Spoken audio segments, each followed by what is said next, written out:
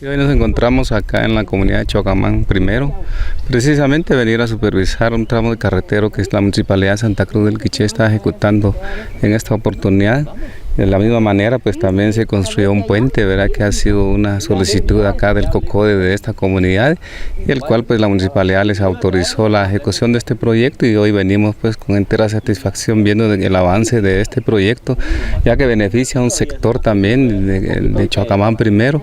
Tenemos que reconocer que esta comunidad es muy grande y tiene varios sectores, y hoy pues se le está abriendo una brecha más para que comunique con la escuela, ¿verdad? Precisamente lo que queremos nosotros siempre es facilitar el acceso a los vecinos de esta comunidad, ¿verdad? Por cualquier emergencia, sea enfermedad, o también accesible para los niños que salen de este sector, que van hacia la escuela que se ubica en el centro de la comunidad.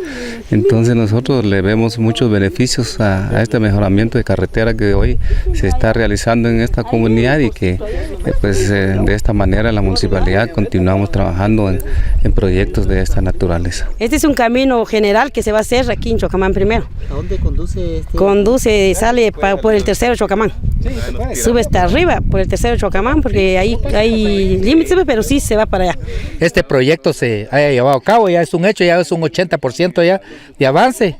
Y también a su consejo municipal, ¿va? Y a la señora presidenta del COCODE y a sus compañeras, ¿va? Les agradecemos por el apoyo, ¿va? Y a toda la comunidad que ha dado su aporte económico también para que se lleve a cabo este proyecto, y el comité del COCODE, pues, y gracias a doña Manuela, ha sido una pieza importante aquí, y sus compañeras del COCODE, que es un grupo de mujeres, no de hombres. Hasta hoy veo yo, a mis 65 años que tengo, hasta hoy veo yo un comité de COCODE de mujeres, porque veo pues que estas mujeres no se quedan atrás, siempre ponen su grano de arena y están haciendo un gran proyecto aquí, pues, y esperamos pues que se lleve a cabo, ya esto es un hecho, se lleve a cabo la inauguración muy pronto.